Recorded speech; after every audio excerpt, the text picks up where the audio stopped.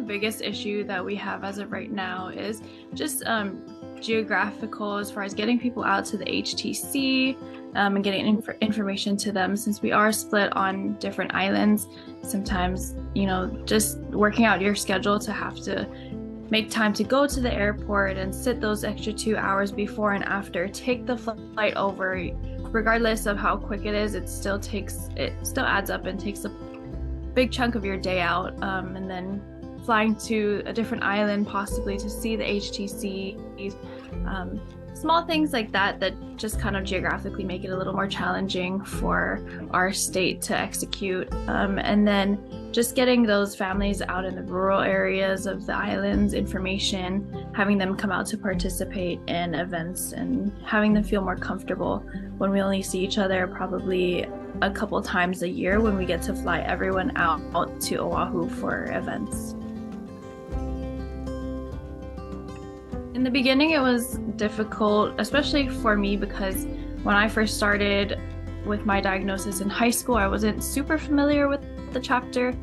So just finding someone who knew what hemophilia was, in my case, or any sort of bleeding disorder, was a little challenging. There's not much specialty care in Hawaii, and if there is, it's usually on Oahu, which is the main island or the most populated city-like island, and unfortunately that's not where I live and half of our community lives.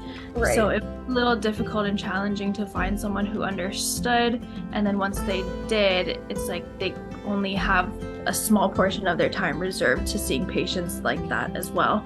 So it was a little difficult in the beginning, but NHF definitely helped as far as exposing me to different resources that I could use, whether it was telehealth and finding doctors who may not necessarily even be in Hawaii, but could still provide me with the health care that I needed to take care of myself. Huge support. I don't know if I would be able to do it without the help of NHF. Currently, we are a one-person staffed organization.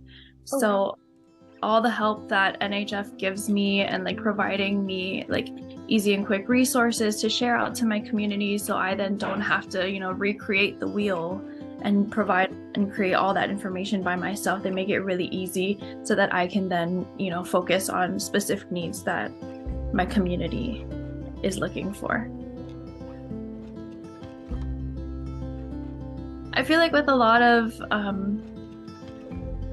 Asian American or Pacific Islander communities, there is some pushback with being open to discussing mental health, but since it's so popular, getting more and more exposure as far as social media and more big Polynesian figures stepping up and talking about their mental health and how important it is, I think there's a little bit more of an opening and an understanding about it.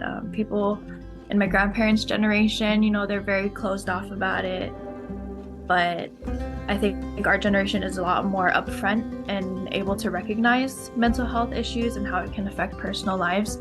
So there's still definitely some work to do, but I think we're taking really good steps to help our people, understand that mental health is such a big aspect of people's lives, and understanding everything that has to do with mental health and your well-being.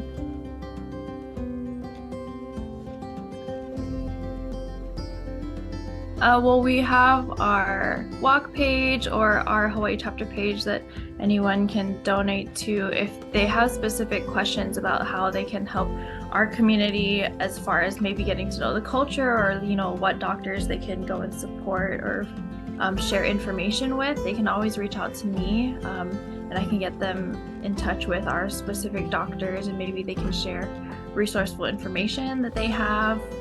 But yeah, I would just say, take the time to learn the culture and the community. Check out our NHF page, donate to the walk. Any way that, we can have the support of other people who are not, within our state or our community better.